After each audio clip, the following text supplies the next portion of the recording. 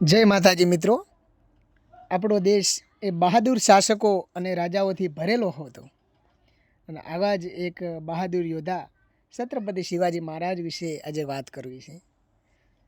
છત્રપતિ શિવાજી મહારાજ કે જેમને મરાઠા સામ્રાજ્યનો પાયો ભારતની અંદર નાખ્યો, લોકોએ શિવાજી મહારાજના જીવન ચરિત્રમાંથી શીખીને આઝાદીમાં પોતાના પ્રાણોની આહુતિ પણ આપેલી છે. આવા ઘણા બધા દાખલા આપણને જોવા મળે છે અને આવા એક મહાન અને નિડર વ્યક્તિત્વને આજે વિસ્તારથી સમજવાનો પ્રયત્ન કરીએ.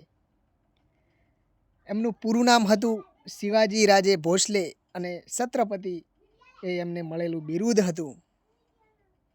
શિવાજી મહારાજનો જન્મ 19મી ફેબ્રુઆરી 1630ના રોજ મહારાષ્ટ્ર રાજ્યના શિવનેરીના કિલ્લામાં થયો હતો.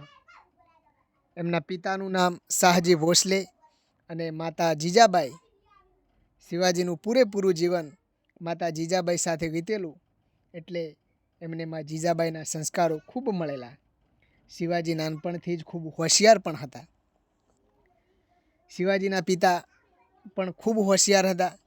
શિવાજી મહારાજના ઉછેર અને શિક્ષણમાં એમના માતા પિતાનો ફાળો ખૂબ પ્રભાવશાળી રહ્યો છે. એમના માતા જીજાબાઈ એમને નાનપણથી જ મોટી મોટી યુદ્ધની વાતો અને ઘટનાઓ કહેતા. શિવાજીના જીવનમાં આવી મોટી મોટી ઘટનાઓ અને યુદ્ધની વાતોથી એમના જીવનની અંદર ખૂબ પરિવર્તન આવ્યું.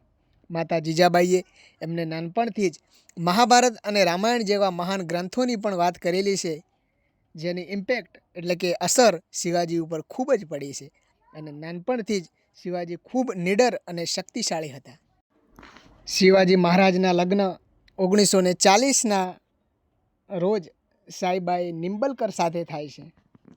શિવાજી મહારાજ પાસે સૈન્યનું એટલું મોટું વર્ચસ્વ હતું કે જ્યારે 1640-41ના અરસાની અંદર જ્યારે વિદેશી રાજાઓ દ્વારા મહારાષ્ટ્રના બીજપુર ઉપર હુમલો કરવામાં આવે છે અને ત્યારે શિવાજી ત્યાંના આજુબાજુના માવલોને ભેગા કરે છે અને એમને એક નામ આપે છે માવલા. આ માવલોએ પણ શિવાજી મહારાજને ખૂબ સમર્થન આપ્યું.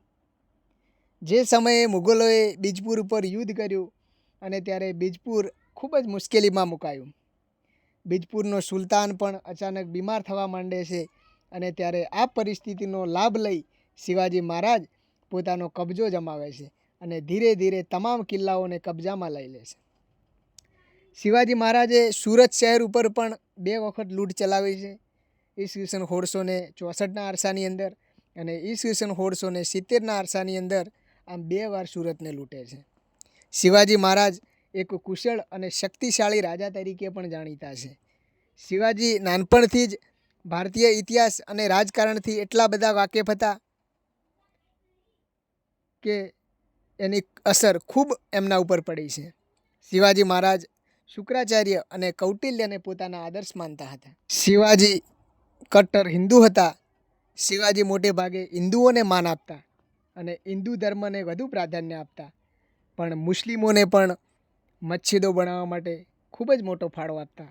શિવાજી મહારાજનો ઇતિહાસ આજે પણ આપણા બધા માટે આદર્શ છે. જય માતાજી મિત્રો, આપને આ વિડીયો ગમ્યો હોય તો લાઈક કરજો, શેર કરજો અને સબસ્ક્રાઈબ કરજો.